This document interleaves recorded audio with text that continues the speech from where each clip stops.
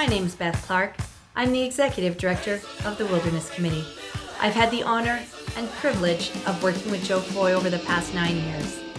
Each year, from his living room, Joe narrates the annual year-end video highlighting the work of the Wilderness Committee over the past 12 months. Today, from my living room, I'll be narrating the Joe Foy retirement video, entitled, appropriately, Raise a Little Hell. This one's for you, Joe.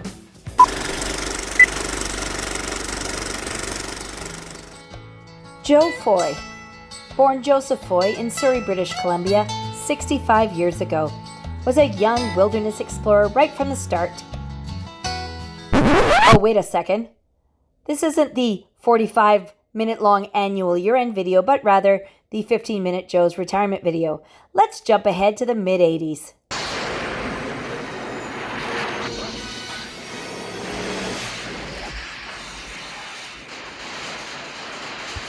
Joe first ran into the Wilderness Committee in the mid-'80s in the Stein Valley. The organization was on the ground to protect this pristine wilderness area from proposed logging plans, and Joe, a Dairy Queen owner at the time, was an active backpacker and hiker in the trails of the Lower Mainland. Joe Foy began his time with the Wilderness Committee as a volunteer. In 1986, Joe met the founder of the Wilderness Committee, Paul George. When Paul found out that Joe was the #1 calendar seller that year. Joe would sell the calendars out of his Dairy Queen and offer people a free ice cream if they bought one. Joe sold Paul and the organization on his idea of pocket wilderness, protecting some of the last stands of old growth in the Lower Mainland. This idea became the basis for Joe's first publication with the Wilderness Committee in early 1988. 50,000 copies of that publication were distributed. In February 1988, the lease was up on the Dairy Queen, and it was time for Joe to decide his next step. The organization held an emergency board meeting, and there they decided to make Joe Foy their first paid employee. It was time to save the Stein Valley for good. Well, the Western Canada Wilderness Committee is a non-profit society whose main objective is the preservation of wilderness through education. And we do that through all sorts of things: trail building, posters, newspapers, and events like tonight. Okay, and this event is for the preservation of the Stein Valley. What are you planning to do for the area specifically? Well, what the Wilderness Committee does is tell the story. We're the voice of one of the many voices of wilderness. We tell the story to the people, and tonight we're telling the people about the Stein Valley. Conservationists are headed for a showdown over the Stein River Valley. It is a large wilderness area between Whistler and the Fraser Canyon. The actual battle over its future is probably still 2 years away, but both sides are already gearing up for it. At the same time, there was old growth to protect over on Vancouver Island in the Carmana Walbran.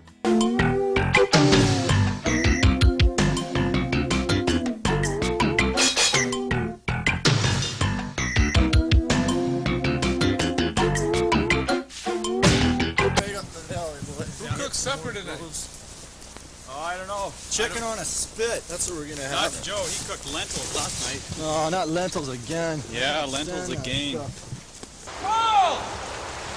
Yeah! We found a monster! Randy found a monster tree 33 feet around! Goes straight up like a column! There's millions of them back there!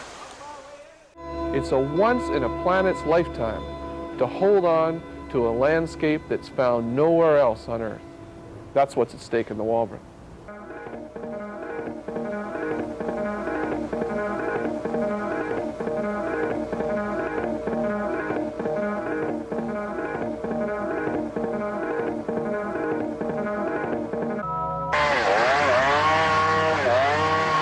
They are working very hard to start punching a road through the last wilderness area right to the boundaries of Pacific Rim National Park.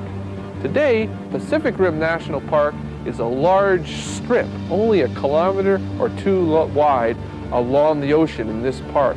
It's not It's not viable as an ecosystem without the wilderness area of the Walburn adjoining it. Is Fletcher Challenge willing to give us time? No. They're using their grapple yarders and their bulldozers like tanks and armored personnel carriers. Joe and the organization continued to work on these issues until the mid-90s. In 1995, the Lower Walbrand Valley was protected in the Carmana-Walbrand Pacific Provincial Park. That same year, the Stein Valley was protected as a provincial park co-managed by the BC government and the Lytton Indian Band. The Stein Valley. For years it's been seen by environmentalists as BC's last wilderness treasure. Its pristine forest still untouched by the blades of big industry eager to harvest the Stein's trees. Tonight the Lytton Indian Band has confirmed to the NewsHour that the Stein will be declared a Class A park this Thursday, a status ensuring that the valley will never be mined or logged. Well, it's the wilderness preservation announcement of the decade. It's so good, it's almost unbelievable. We've been waiting so long for this one. This one's so special that I can think of no announcement that's been anticipated this much. The 1990s brought a lot of other long, hard fights to protect some of the oldest trees and their ecosystems in Clayoquot Sound, Stoltman Wilderness, and beyond.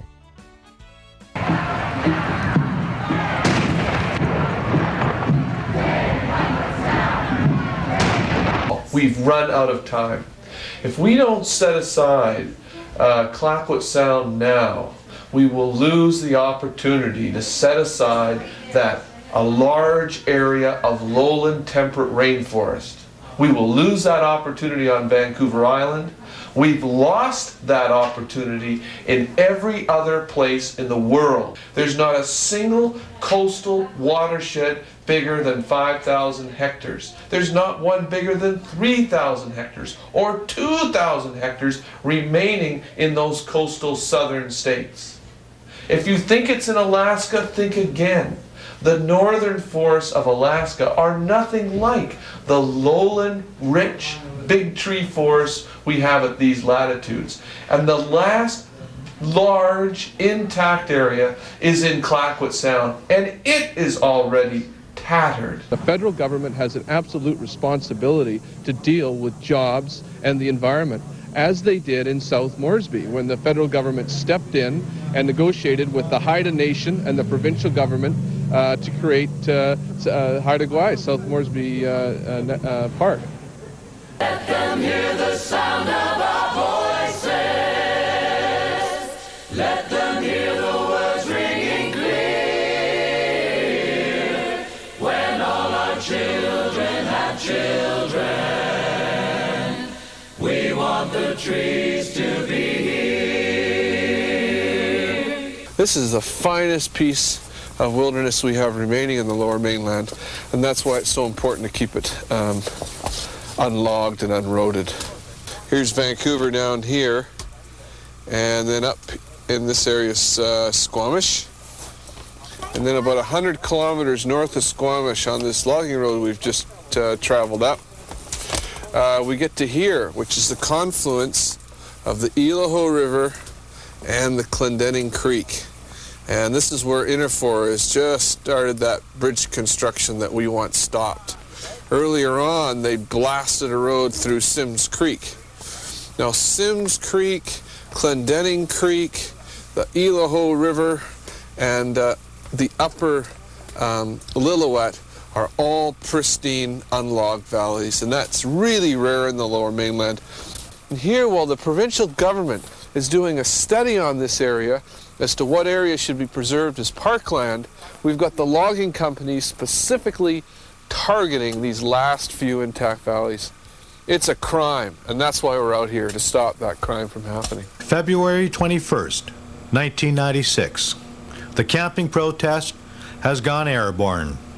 The tent is floated to congratulate Glenn Clark on his successful leadership campaign and to remind him that proposals for Lower Mainland parks need open house public hearing. I would ask each and every one of you to be on the phone, to be writing, to be going down to the offices, and talking and bugging and pushing the new regime for this basic right of public open house meetings in the Lower Mainland.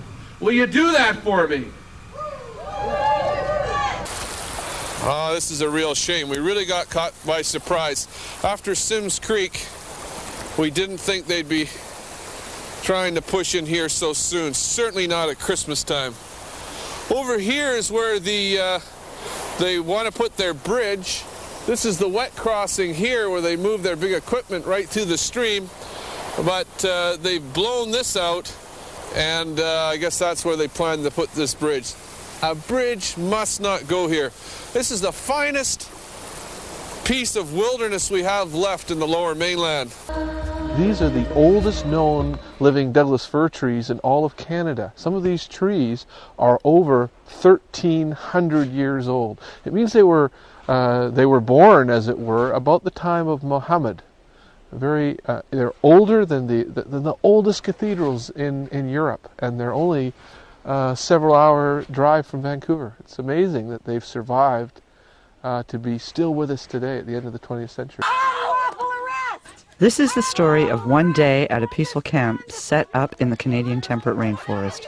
The camp had been there for years, during which time hundreds of individuals came to witness the beauty of the area, make record of the remaining old growth in the forest, and protest the destruction of the industrial logging practices of a company called Interfor. I have never come across a company like International Forest Products who behave like a band of thugs, are willing to allow their trucks and their employees to be involved in holding down young women on the ground and beating them, to maintain the right to cut down 1,000-year-old trees, beating people out of a sense of greed.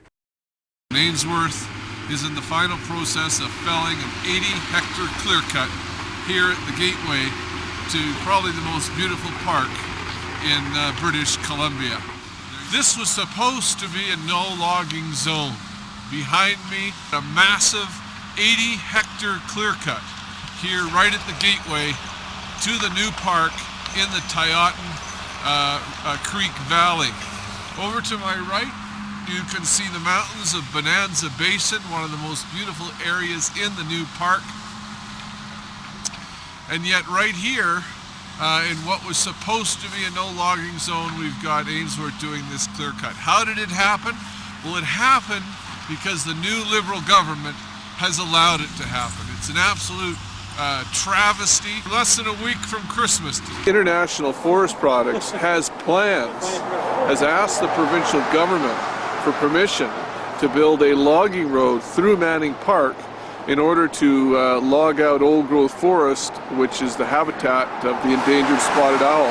Right up here, just above the park, a mile down the road, they want to punch their logging road through the park in order to log down that endangered species habitat. And we're here to gather names on a petition to make sure that Interfor never gets permission to put a road through the park and doesn't get permission to log that endangered species habitat from the provincial government. We're here to defend Manning Park. The old forest may have been where Joe's career with the Wilderness Committee got started, but they were the tip of the iceberg. When it comes to environmental issues, there's nothing Joe won't take on. There was a fiery exchange today between a BC politician and an environmentalist. The spotted owl has been on a steep decline in population numbers here in the province. Joe Foy from the Western Canada Wilderness Committee was speaking at a press conference when an unexpected visitor showed up, Chilliwack MLA Barry Penner. British Columbia has become an environmental pariah because of your government. We are down to the last few handful of spotted owl out in your area. You're allowing logging. What did you call me? You called me a liar for saying we're down to the last few spotted owls, for God's sake? So we're down here in front of the Save On food store in Burnaby because this store sells farm salmon. And farm salmon farms, have been killing wild salmon on the coast of British Columbia. And most recently, over 3 million wild pink salmon failed to show up on the spawning grounds It's thought that they were killed as youngsters by an infestation of sea lice. Recently I've been attending some public meetings and I've heard private power developers say we need them. We need them to develop clean, green hydropower. I've heard Environment Minister Barry Penner and Energy Minister Richard Neufeld say that BC Hydro can't do the job. Private power developers. Well, I'm here to tell you that what we're seeing all around this province, what we're seeing in the Upper Pit Valley is just sickening. It stinks to high heaven. Usually I don't need these microphones, but with all this construction, maybe I do. So I'm here from the Wilderness Committee to show support for the Chilcotin Chiefs and the Chilcotin people. And to say that, look, that regular people across Canada and around the world get it. You don't turn a beautiful lake, a source of food for thousands of years, into a toxic waste dump. People get that. I came. I left my home in New Westminster on the banks of the Fraser River at 3:30 in the afternoon yesterday. Had a leisurely drive up, slept under the stars, and here I am. So I have a question. Where the heck is Steve Thompson? Where is Minister Thompson? It wasn't that hard to come here. Where is Premier Christy Clark? Let's paddle for the peace. To be drowning more farmland than we've ever lost before out of the agricultural land reserve is criminal. An environmental group called the Wilderness Committee is in a BC court defending themselves against a defamation lawsuit brought by Taseko Mines. Chiefs from the Chilcotin Nation were there to lend their support to the organization. Taseko launched their lawsuit after the Wilderness Committee launched a public campaign against plans for a gold and copper mine in north-central BC. Whose people want a more just society, a society that recognizes Aboriginal rights and title. That's what we stand for, a society that protects its environment. And for making these statements, we find ourselves in court today. If the tailings dam had failed slightly differently, we would have been looking at massive loss of life. Look, where BC needs to go is it needs to ban these dams and tailings ponds.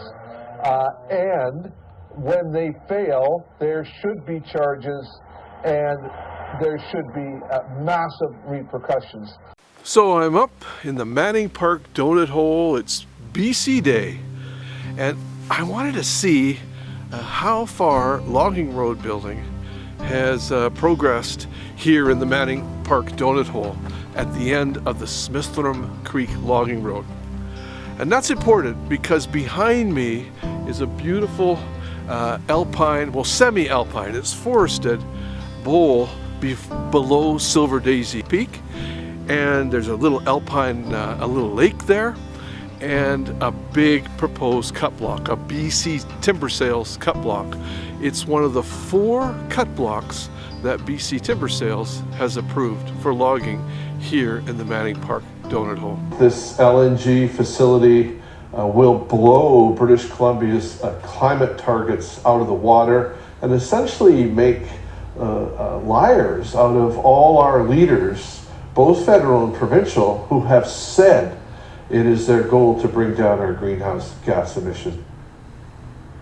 Well, folks, that's a wrap. And while Joe's going to be around the Wilderness Committee for a while longer, his legacy will be around for even longer than that. And so, like all great times, certain times in people's history, it falls to us as individuals. It falls to us to show up. It falls to us as individuals to write, and to speak up. That will be true on Vancouver Island, that will be true on the Mid-Coast, that will be true in the Lower Mainland and the Sunshine Coast, and that sure as heck is going to be true here in the Kootenays. I say time has come to say fair, to pay the rent, to pay our share. Time has come, the facts are fact, it belongs to man. Let's give it back. Thanks, First Nation.